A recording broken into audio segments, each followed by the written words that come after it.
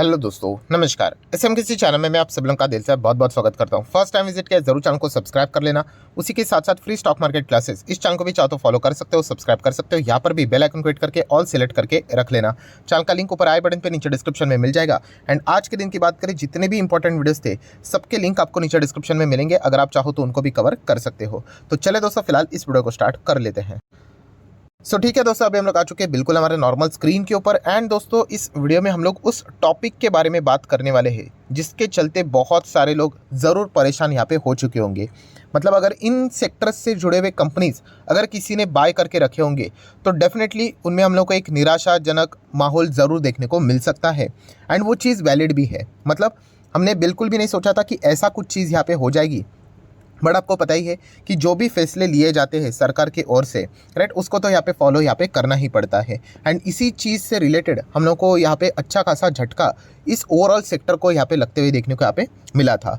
मुद्दे की बात यही आती है कि अभी इस झटके के बाद क्या ये सेक्टर वापस कम बैक कर पाएगा। एंड अगर हम हमारे पास अगर ये कंपनियों के शेयर्स अगर होंगे तो क्या कंटिन्यू रहने में या फिर मतलब इन शेयर्स को होल्ड करने में कोई समझदारी है। तो इन सारी चीज़ों को हम लोग यहाँ पे स्टेप बाय स्टेप कवर करने वाले हैं। जैसे मैंने कहा कि बहुत सारे डिसीजंस होते हैं। एंड सरकार अगर कोई डिसीजन लेता है दोस्तों, उसमें एकदम क्लियर कट एक बात होती है। कौन सी बात?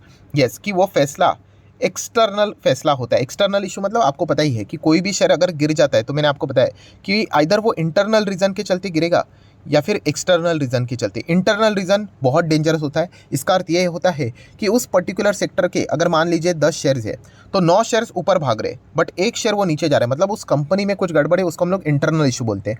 बट अगर कोई कंपनी के सभी के मतलब एक सेक्टर के शेयर्स मान लीजिए 15 शेयर्स है, 15 के 15 शेयर्स डाउन है, मतलब हम कह सकते हैं कि उस सेक्टर में ही कुछ गड़बड़ है या फिर उस सेक्टर में कोई तो ऐसी खबर आ गई, अपडेट्स आ गए, अमेंडमेंट्स आ गए जिसके चलते वहाँ पे गिरावट देखने को मिली है।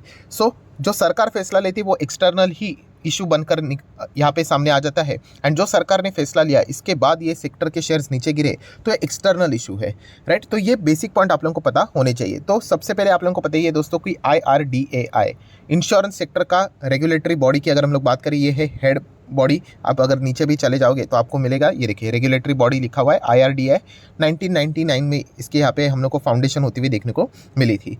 अगर हम लोग बात करें इंश्योरेंस सेक्टर से रिलेटेड सारे बड़े फैसले जो होते हैं इस सेक्टर से जुड़े हुए, वो इस बॉडी के साथ यहाँ पे सरकार डिस्कस करके ही यहाँ पे लेती है। एंड बीच में हम लोगों ने देखा था कि सरकार के बार बार मीटिंग्स IRDAI के जो हायर लेवल के जो ऑफिसर्स है, अथॉरिटीज़ है, उनके साथ बार बार देखने को मिल रहे थे। एंड ये मैं पर्सनली एक्सपेक्ट कर रहा था, मैं अगेन वर्ड का इस्तेमाल करना चाहूँगा पर्सनली, कि इस सेक्टर से रिलेटेड बहुत अच्छे फैसले आएंगे करके। क्योंकि कोविड के बाद तो इस सेक्टर में तो कोई दम देखने को नहीं मिला था।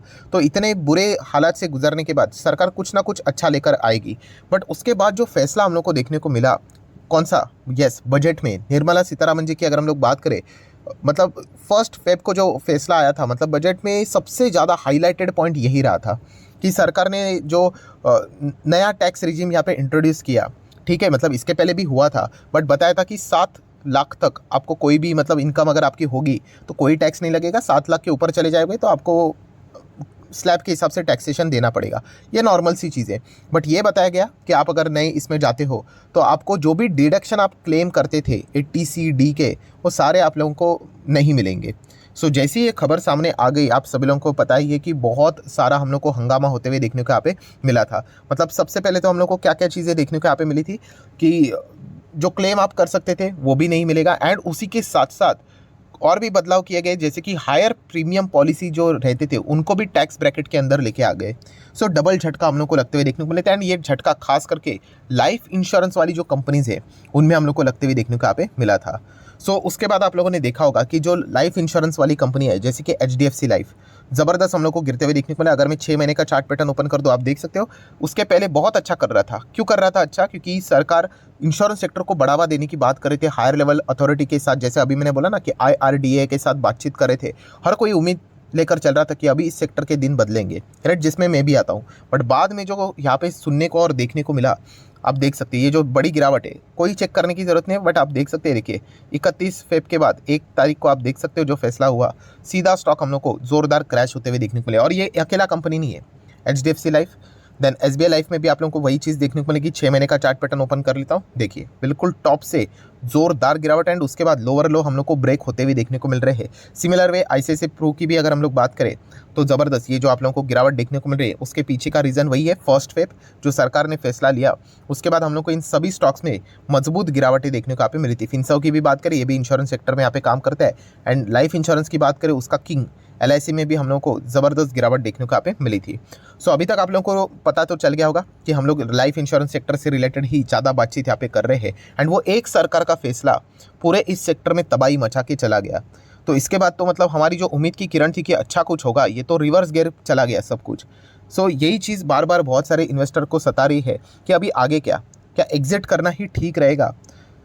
तो इससे रिलेटेड बहुत सारे कमेंट सेक्शन में बातें यहाँ पे पूछी जाती है। पर दोस्तों जैसे मैंने अभी आप लोगों को शुरुआत में ही बताया, क्या बताया कि सरकार जो भी फैसला लेती है वो एक्सटर्नल इशू होता है, एक्सटर्नल इशू बन के आता है। मतलब आप देख सकते हैं सभी के सभी शेयर्स हम लोग को नीचे जाते हुए देखने को यहाँ पे मिले थे, राइट। एंड एक्सटर्नल इशू में कभी भी एग्जिट करने का होता नहीं है क्योंकि वो सबके लिए लागू है ना।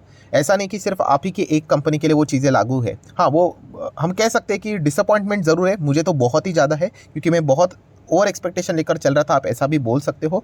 बट उसमें कोई गलत बात नहीं है क्योंकि इंश्योरेंस सेक्टर बहुत ही पुराने समय से यहाँ पे टफ सिचुएशन से गुजर रहा था। एनीवेज अभी ये क्या है, बीच में ऑटो कहाँ से आ गया? तो दोस्तों ऑटो सेक्टर में भी आपको याद होगा 2018 के अगर आप चार्ट पैटर्न को ओपन करके देखोगे 2017 के बॉर्डर पे और 18 की शुरुआत में, तो सरकार ने इतने मल्टीपल डिसीजन लिए ऑटो सेक्टर के बारे में कि सारा का सारा सेक्टर में ही हम लोग को धज्जियां उड़ती हुई देखने को मिली थी। मतलब आप चेक कर सकते हैं, देखिए ये जो बड़ी गिरावटें देखने को मिली है ऑटो सेक्टर में, ये गिरावट, या फिर अगर हम ये वाला चार्ट पैटर्न ओपन कर ले, ये ज़बरदस्त गिरावट अगर आप चाहो तो ये देखिए 2018, राइट, आपको दिख रहा है कि नहीं 2018 के इधर से गिरावट।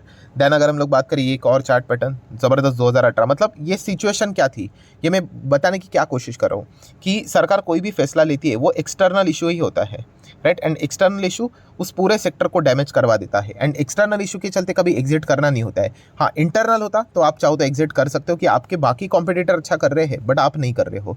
सो ये पेन हम लोग को ऑटो सेक्टर में भी देखने को मिला था एंड आज वही पेन हम लोग को इंश्योरेंस सेक्टर में भी डिट्टो वैसे ही देखने को यहाँ पे मिल रहा है, राइट। एंड इंश्योरेंस का पेन थोड़ा सा ज़्यादा है, हम ऐसा भी बोल सकते हैं क्योंकि कोविड का भी पेन से ये उभर ही रहे थे।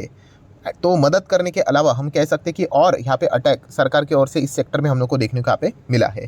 सो सवाल यही पूछा जाता है कि ये जो LIC, SBI life, HDFC life या फिर ICICI प्रू, क्या ये कंपनी कमबैक कर पाएगी या फिर ऐसे ही यहाँ पे चलते रहेंगे? तो दोस्तों मैं इतना कह सकता हूँ कि ये कंपनियाँ खराब नहीं है, राइट। सरकार के ऐसे बहुत सारे डिसीजंस यहाँ पे आते रहते हैं एंड अगेन कहना चाहूँगा कि फ्यूचर में भी आप लोगों को ऐसे बहुत सारे डिसीजंस देखने को मिलेंगे। इंश्योरेंस की बात नहीं कर रहा हूँ, अलग अलग सेक्टर में भी देखने को यहाँ पे मिल रहे हैं। तो याद रखना ये एक्सटर्नल इश्यूज होते हैं, इसके चलते जो लगने वाला झटका होता है वो बहुत ही ज़ोरदार होता है। बट येस, इसके चलते बोलते हैं ना कि लॉस में एग्जिट करने की तो ज़रूरत यहाँ पे नहीं होती है। बट इतना भी मैं आपको कह सकता हूँ दोस्तों कि जब तक अभी ये इंश्योरेंस वाली कंपनियाँ जहाँ से वो गिरी है, चाहो तो आप 1 फेब को भी बेस लेकर चल सकते हो, वहाँ तक अगर वो रिकवर नहीं होती तब तक इसमें फ्रेश ऐड करना भी यहाँ पे हम कह सकते हैं जल्दबाजी हो सकती है। सो जितना पुराना होल्डिंग है उसी के साथ कैरी ऑन करोगे तो ठीक रहेगा यहाँ पे।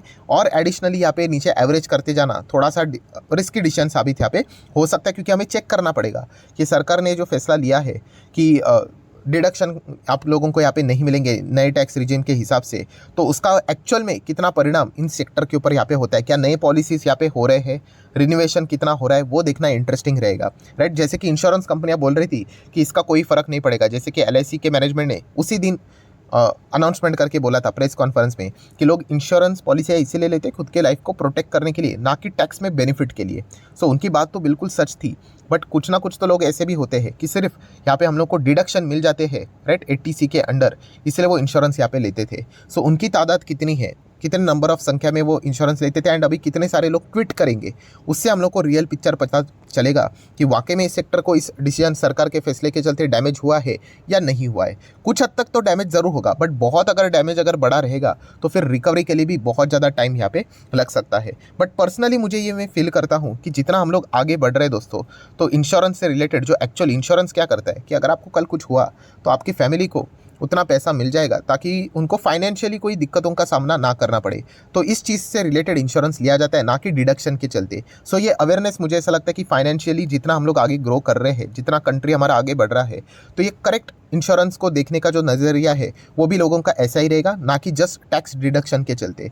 सो इसके ऊपर होने वाला जो परिणाम है शॉर्ट टर्म में ज़रूर हम लोग को देखने को यहाँ पे मिल सकता है, जो दिख भी रहा है, बट लॉन्ग टर्म में हम लोग ज़रूर कह सकते हैं कि धीमे धीमे करके चीज़ें वापस नॉर्मल लाइफ में हम लोग को कंटिन्यू करते हुए देखने को यहाँ पे मिल सकती है। पर ज़रूर हम कह सकते हैं उसके पहले इनको बहुत सारा पेन यहाँ पे से गुजरना यहाँ पे पड़ सकता है, ये भी बात उतनी यहाँ पे सच है। सो आप देख सकते हैं ओवरऑल इन कंपनीज के चार्ट पैटर्न सभी के सभी देखिए एक ही टाइम पे हम लोग को गिरते हुए देखने को मिले। सो ये एक्सटर्नल इशू है, एंड एक्सटर्नल इशू के चलते हमें डरने की जरूरत नहीं होती है। ऐसी बात नहीं है कि आपके पास HDFC है सो आपकी कंपनी में कोई गड़बड़ी है, कोई बात नहीं। आपके पास ICICI भी होता, आपके पास SBI लाइफ भी होता, तो सेम सिचुएशन आपको फेस करनी यहाँ पे पड़ती। सो अगर आपके पास ये कंपनीज है, मुझे ऐसा लगता है कि लॉस में निकालने की जरूरत नहीं है, बट येस एड ऑन करने की भी जरूरत नहीं है, क्योंकि जब तक ये कंपनियां जो ये लेवल मैंने आपको बताया कि कोई भी कंपनी फर्स्ट वेब से जहाँ पे गिरी है वहाँ तक वो रिकवर नहीं होती है, तब तक उससे पहले एड ऑन करना ये थोड़ा सा मतलब जल्दबाजी यहाँ पे साबित हो सकती है। सो आशा करता हूँ जितने भी इंपॉर्टेंट पॉइंट्स थे, आपके डाउट्स थे, वो सारे यहाँ पे मैंने कवर यहाँ पे कर लिए। मार्केट में ये चीज़ें चलती रहती है दोस्तों, सरकार ऐसे बहुत सारे डिसीजन यहाँ पे लेते रहते हैं, एंड इसके चलते सेक्टर में अच्छा खासा भूकंप भी हम लोग को देखने को मिल जाता है। बट सॉल्यूशन सिर्फ एग्जिट का अगर हम लोग लेकर चलेंगे तो बहुत सारे लोगों ने अगर ऑटो सेक्टर से भी एग्जिट किया होगा तो अभी उनका हम कह सकते हैं कि अच्छा खासा मतलब उनको रिटर्न्स मिल सकते थे। तो इसलिए कहना चाहूँगा इन चीज़ों को अच्छी तरीके से भी आप लोगों ने विचार करके ही डिसीजन यहाँ पे लेना चाहिए। सो ठीक है दोस्तों, आशा करता हूँ आपको ये वीडियो हेल्पफुल लगा होगा। तो चाहो तो इसको आप लाइक एंड शेयर कर सकते हैं। डीमैट अकाउंट अगर आपने अभी तक ओपन नहीं किया है तो लिंक नीचे डिस्क्रिप्शन में 25 वीडियो की लिस्ट आपको बिल्कुल फ्री ऑफ कॉस्ट मिल जाएगी। आपका नाम, कौन सा अकाउंट आपने लिंक के थ्रू ओपन किया है, प्रॉपर्ली कमेंट सेक्शन में मेंशन कर देना, तो हफ्ते भर के अंदर अंदर सारे लेक्चर्स मेरे साइड से फ्री ऑफ कॉस्ट प्रोवाइड कर दिए जाएंगे, ताकि आप शेयर मार्केट को आसान भाषा से सीख सको। So that's it, thank you very much दोस्तों, we will be meeting our next video. तब तक के लिए बाय बाय।